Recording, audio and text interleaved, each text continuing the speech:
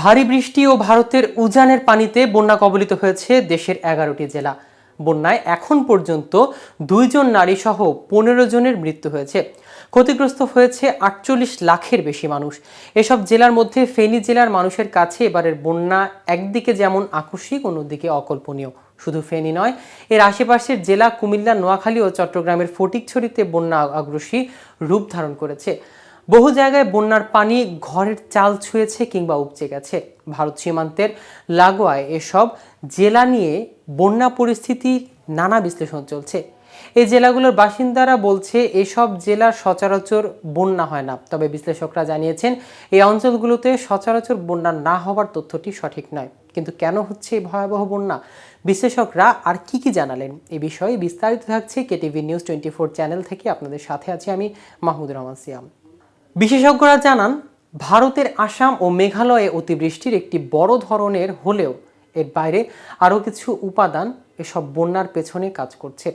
যেমন নদীর পানি বহনের ক্ষমতা নষ্ট হয়ে যাওয়া, ওই অঞ্চলের নদীগুলো নাব্যতা নষ্ট হয়ে যাওয়া, মেঘালয় বা আসাম থেকে আসা বৃষ্টির অতিরিক্ত পানি নদীর পথে হাওড় থেকে বের হয়ে মেঘনা ও যমুনায় বঙ্গোপসাগরে চলে যেতে না পারা, সে সঙ্গে সিলেট সহ হাওড় এলাকায় অপরিকল্পিত উন্নয়নকেও এর জন্য দায়ী করেন অনেকে।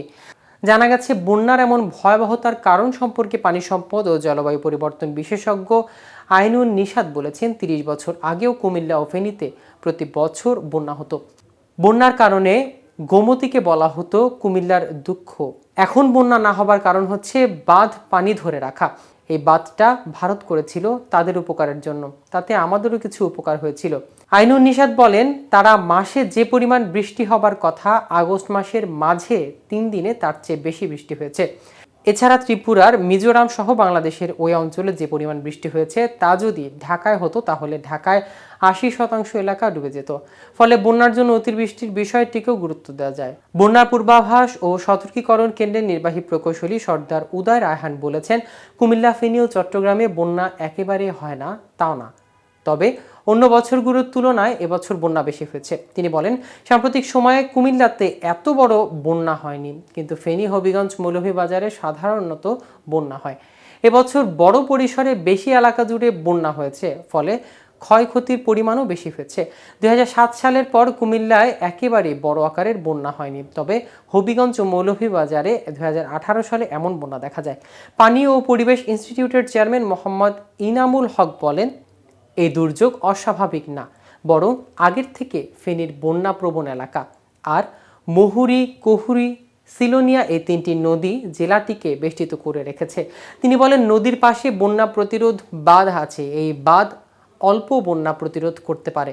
ফলে মিজোরাম ও ত্রিপুরায় যে ভারী বর্ষণ হয়েছে তা উজান থেকে ভাটিতে নেমে আসে। আর এর মধ্যে একটি প্রভাব রেখেছে স্থানিক নিম্নচাপ, কারণ স্থানিক নিম্নচাপ হলে মেঘ উত্তর দিক থেকে সরে যেতে পারে না, ফলে একটি জায়গাতে বৃষ্টিপাত করতেই থাকে। স্থানীয়ভাবে নিম্নচাপ হয়েছে, যার ফলে অতিবৃষ্টি ও বন্যা হয়েছে।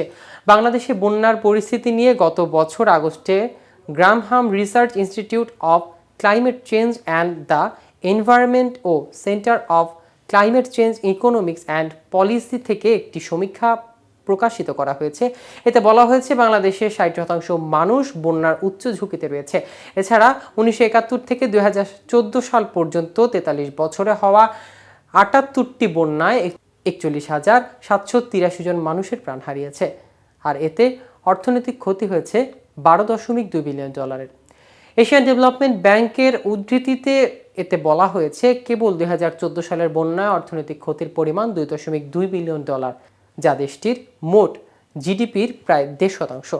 2022 সালের বন্যায় 7.3 মিলিয়ন মানুষ এবং $1 মিলিয়ন ক্ষতি হয়েছে বলেও প্রতিবেদনে উল্লেখ করা হয়েছে। তো ভিউয়ার্স, ভিডিওটি সম্পর্কে কোনো মতামত থাকলে আমাদের কমেন্ট করে জানাতে পারেন। সাথে সাথে নিয়মিত আপডেট এবং ইনফরমেটিভ ভিডিও পেতে কেটিভি নিউজ 24 এর সাথেই থাকুন। ধন্যবাদ সবাইকে।